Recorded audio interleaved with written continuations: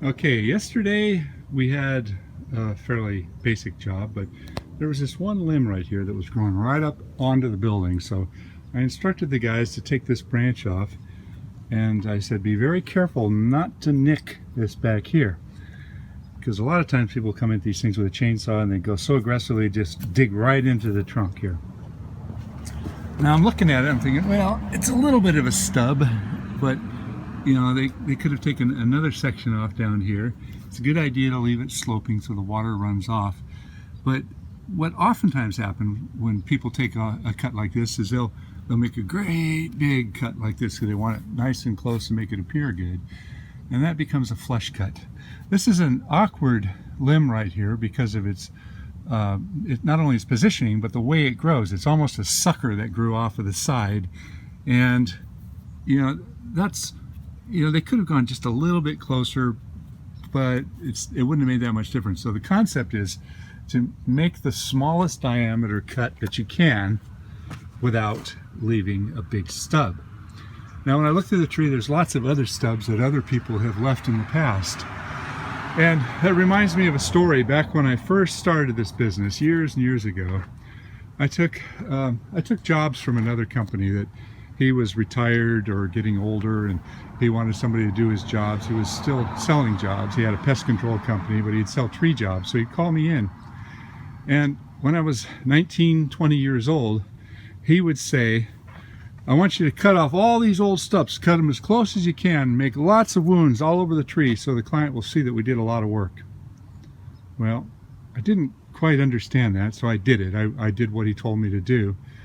And it was after that that I started studying, and it was quite a few years after that I learned about the branch bark collar and the branch bark ridge and how important it is not to compromise the integrity of the walls. You know, coat it, you know, is something that everybody should study. You know, compartmentalization of decay in trees, coat it.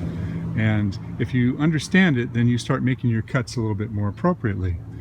But these old stubs, at this point, you know, this one right here, you could clean it off because it's dead and you can see the new tissues growing up, and that would be one small cut right there. But more often than not, what happens is guys will clean these things up with a chainsaw. And as soon as they put a chainsaw up there, they're actually compromising the integrity of the wound wood and making things worse. So if you're going to clean up old stubs, do it very carefully with a handsaw. Just cut off just the dead wood down to a point where you're not making anything worse. This one over here the same way.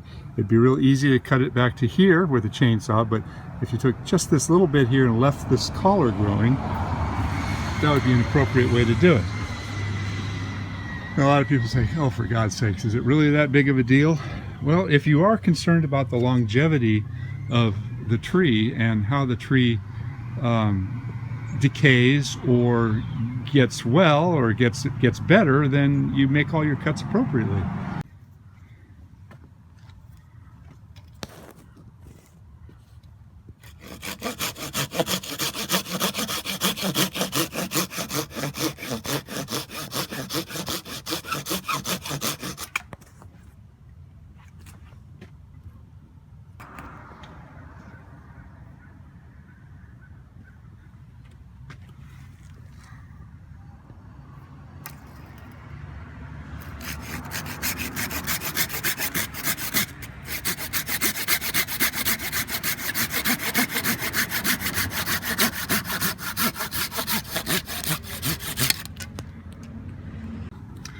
Now a stub like this one, even though it was left as a stub, you can see that the callus tissue right in here, the wound wood, is already covering this up.